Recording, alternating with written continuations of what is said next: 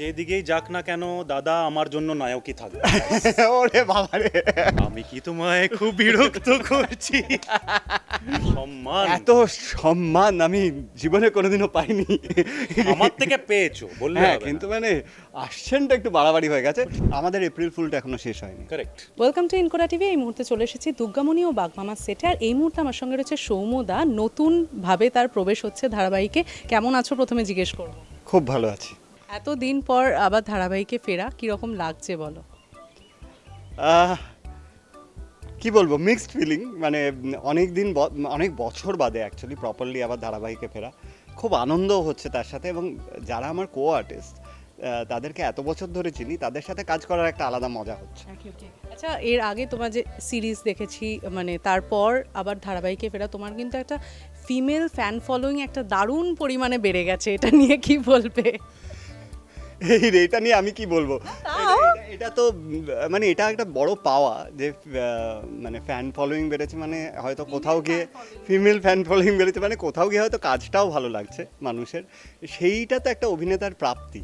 মানালিদি বলল যে তুমি আর মানালিদি একটা দলে, আর ওইদিকে রাহুলদা একদম আলাদা দলে। এইটা কেন কেন কি এমন হয়ে গেল তোমাদের মধ্যে যাতে তোমরা এরকম এক দলে হয়ে গেলে?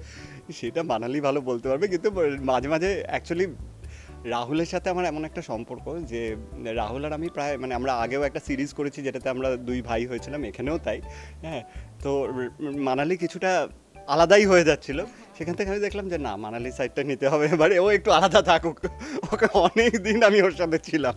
আচ্ছা, রাহুলদা উল্টো দিকেই দাঁড়িয়ে আছে, তুমি একটু জয়েন করে দাও আমাদের সঙ্গে। একটা প্রশ্ন মানে মনের মধ্যে রয়েছে, সেটা হচ্ছে যে তোমরা দুজন আবার একে অপরকে একসঙ্গে পেয়ে তোমাদের দুজনের কতটা আনন্দ হচ্ছে?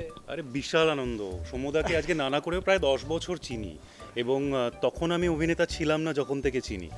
তো উনি প্র্যাকটিক্যালি আমায় বড় হতে দেখেছেন ইন মাই ক্যারিয়ার ফেজ আর কি।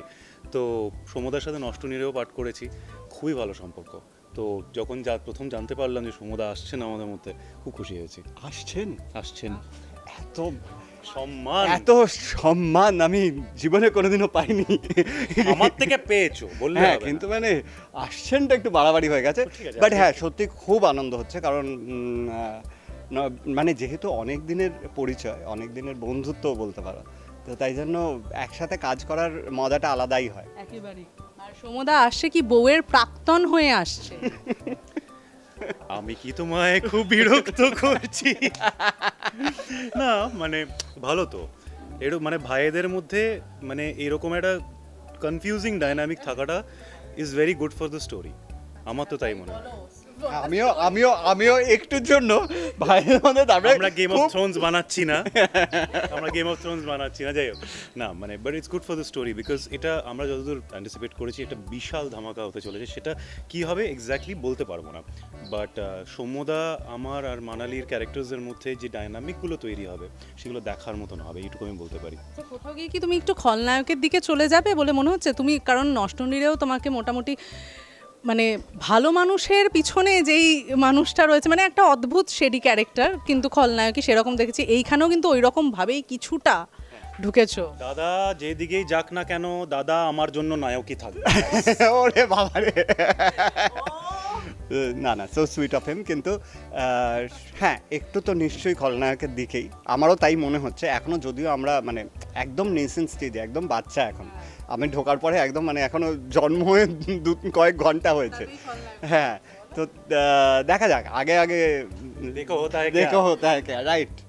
যাই হবে আশা করছি ভীষণ ভালো হবে, ভীষণ জমজমাট হবে। আর তোমাদের দুজনের খুনসুটি আমার মনে হচ্ছে কোথাও একটা দেখতে পাবো অফ ক্যামেরা। অন ক্যামেরা তো হবেই, অফ ক্যামেরাতেও কিছু একটা হবে। ক্রমশ প্রকাশ্য।